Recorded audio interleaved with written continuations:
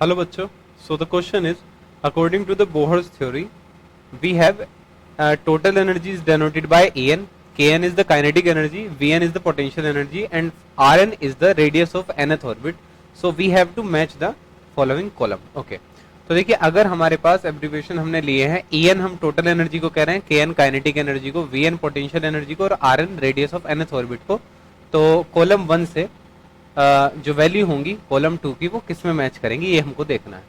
तो फर्स्ट हमारे पास है Vn अपॉन Kn। तो Vn अपॉन Kn का मतलब है कि potential energy upon kinetic energy कितना आने वाला है।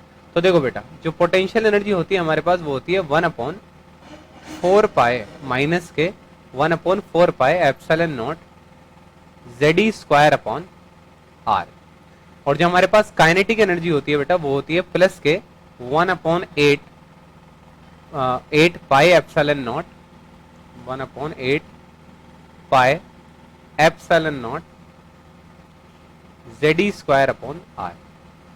ठीक है, तो इसको जब हम डिवाइड करेंगे Vn अपॉन Kn का रेशियो जब हम निकालेंगे, इसको जब आप डिवाइड करेंगे तो देखिए सारी वैल्यू कट हो जाएंगी और माइनस का 2 आपका आ जाएगा, माइनस का 2। सो हेंस A जो आएगा आपका वो आ जाएगा माइनस का 2, यानी कि A का जो आंसर होगा वो हो जाएगा R। Okay, now the second, if the radius of nth orbit is directly proportional to e to the power nx, e to the power nx हमें बताना है, तो R की हमें वैल्यू बतानी है। तो देखिए total energy En is the total energy, total energy अपन लोग देखते हैं बेटा।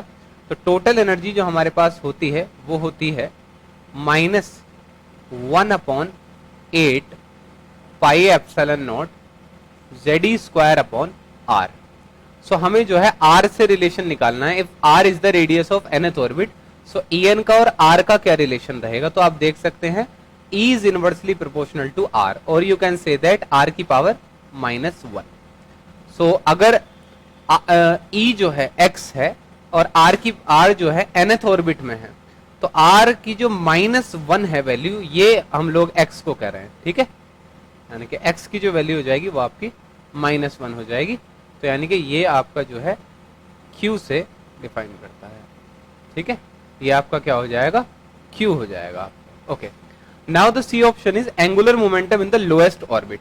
ओके, तो देखो बच्चों, एंगुलर मोमेंटम का फॉर्मूला क्या होता है, एंगुलर मोमेंटम का फॉर्मूला होता है √L L+2 h upon 2 pi for the lowest orbital, यानी कि बात कर रहे हैं S सब शेल की। तो S के लिए मैं 0 रख लूंगा, तो 0 +2 h अपॉन 2 पाई, तो वैल्यू आ जाएगी 0। तो हेंस C की जो वैल्यू होगी एंगुलर मोमेंटम की वो आ जाएगी आपकी P, यानी कि ये वाली। अब बात आई 1 upon Rn directly proportional to Z square, यानी कि यहाँ पर एटॉमिक नंबर और रेडियस ऑफ बोहर ऑर्बिट में रिलेशन हमसे पूछा गया है।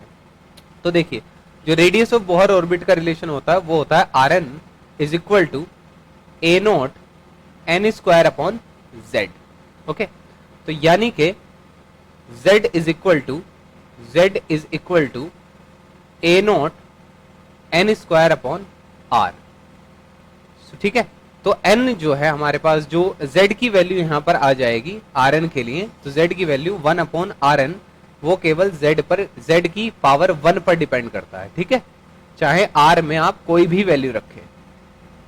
ठीक है, n की आप कोई भी वैल्यू रखें 1 2 3 4, z की पावर हमेशा 1 ही रहेगी। तो हमें z की पावर y के बारे में बताना है, तो वैल्यू आ जाएगी 1। तो इसका आंसर आ जाएगा बेटा S। ठीक है, सो जो फाइनल आंसर रहेगा बेटा वो रहेगा आपका A का आंसर QR आएगा, B Q, C का जो आंसर आएगा वो P आएगा और D का आंसर S आएगा। Okay, so I hope the concept is very much clear to you. Thank you and best of luck.